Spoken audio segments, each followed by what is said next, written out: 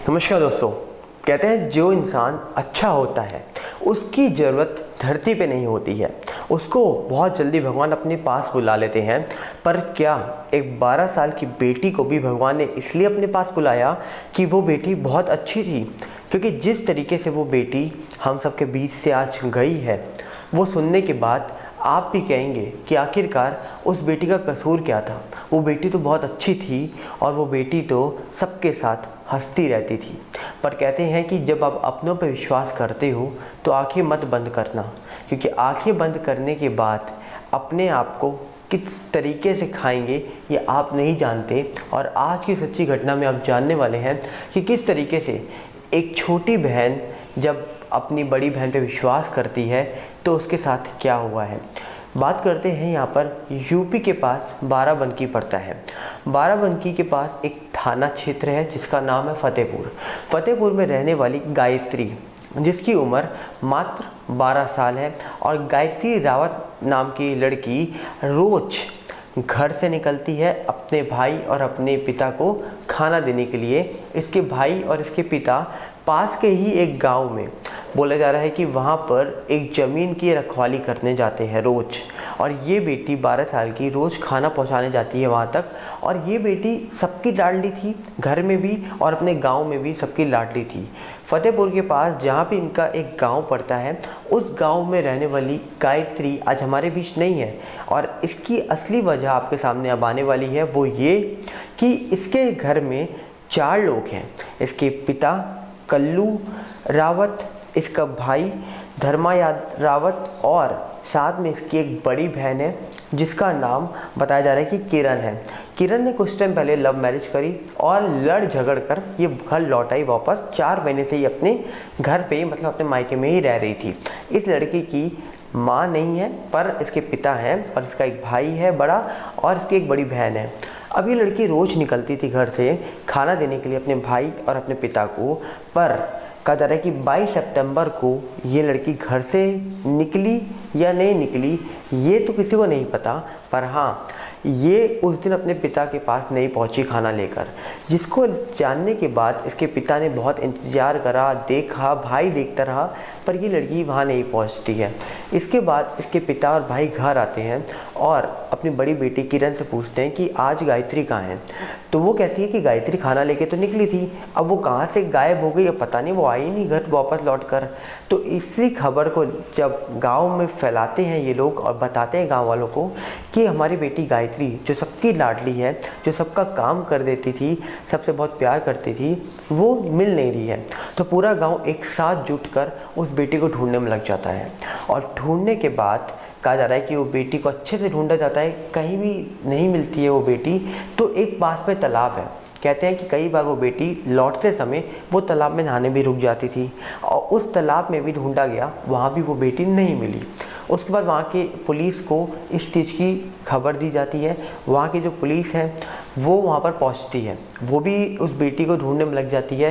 पर धीरे धीरे 2 दिन बीत जाते हैं, और 2 दिन बीतने के बाद इस मामले में ठंडा पड़ना स्टार्ट हो जाता है ये मामला। और 24 सितंबर को इसके पिता और इसका भाई घर बैठते हैं और अपनी बड़ी बेटी से खाना मांगते हैं कि हमको खाना दे दो बेटी, अब कुछ खा तो लेते हैं। जिसके बाद बोला जाता है कि इसका जो भाई था, जिसका नाम धर्मा रावत था, वो कहता है अपनी बड़ी बहन किरण से कि घर में कोई स्मेल आ रही है, बहुत बदबू आ रही है, ये किसकी स्मेल है।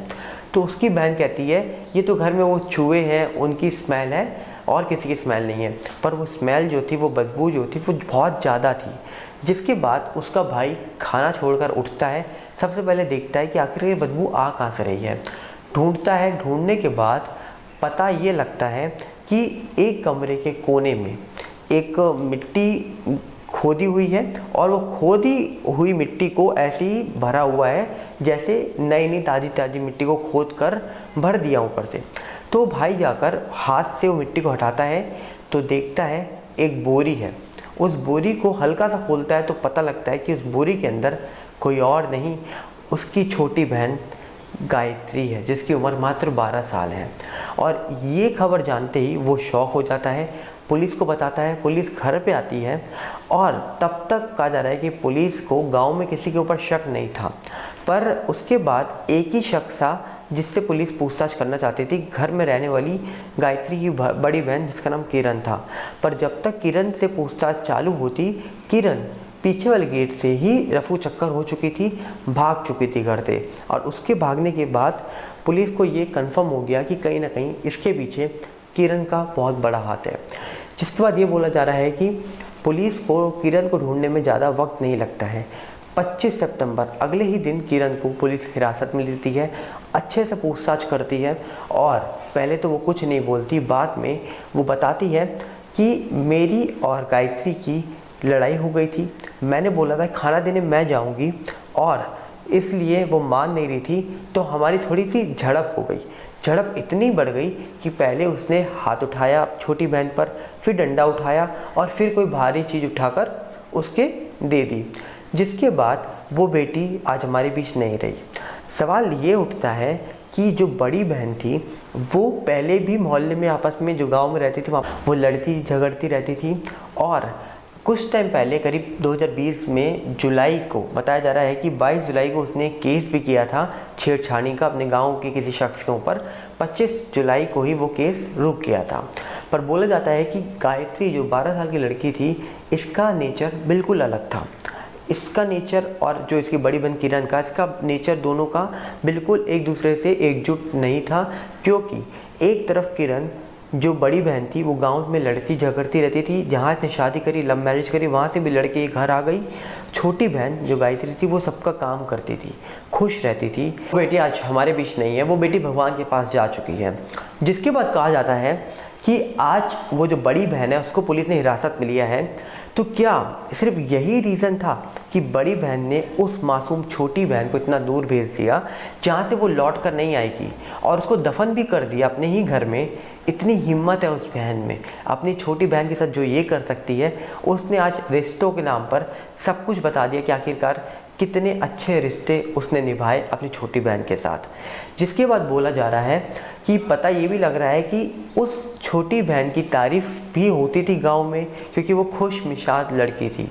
और इसी चक्कर में कहीं ना कहीं एक बड़ी बहन जो लड़ती थी मोहल्ले में, गांव में, उसके अंदर ये सारी चीज़ें आती होंगी कि मेरी छोटी बहन की तारीफ़ होती है और मेरी बुराइयां होती हैं। और इसी चक्कर में क्या ये सब हुआ है या इसके पीछे कोई और कारण है? आज वो बहन को तो पुलिस पकड़ के ले गई है, पर वो छोटी बहन आज हमारे बीच नहीं है। सवाल बहुत बड़े हैं कि आखिरकार ये जो मामले निकल के आ रहे हैं, इन मामलों में आप थोड़ा सा भी सर्च करके देखेंगे तो ऐसे कई सारे मामले निकल के आते हैं। और ये कोई कहानी नहीं है, ये एक सच्ची घटना है। आपको इस चैनल में जो दिखाया जाता है वो कोई कहानी नहीं है, मनगढ़ंत कहानी मैं नहीं सुनाने आता। ये सारी सच्ची घटनाएं जो आपको बताती हैं कि आप सतर्क रहो।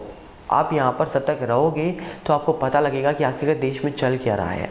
ये खबरें है बहुत बड़ी, पर हमारे बड़े बड़े देश के जो चैनल्स हैं वो इन खबरों को नहीं दिखाएंगे, क्योंकि इनमें टीआरपी नहीं मिलेगी। किसी की बेटी चली जाए उसमें किसी को क्या टीआरपी मिलेगी? किसी का घर में औलाद चली जाए उसमें किसी बड़े न्यूज़ चैनल को क्या टीआरपी मिलेगी? तो हम उनकी बात नहीं करते हैं। हम बात करते हैं सच्ची घटना की, जो सच्ची घटना आपको जागरूक रखे, जो सच्ची घटना आपको सतर्क रखे।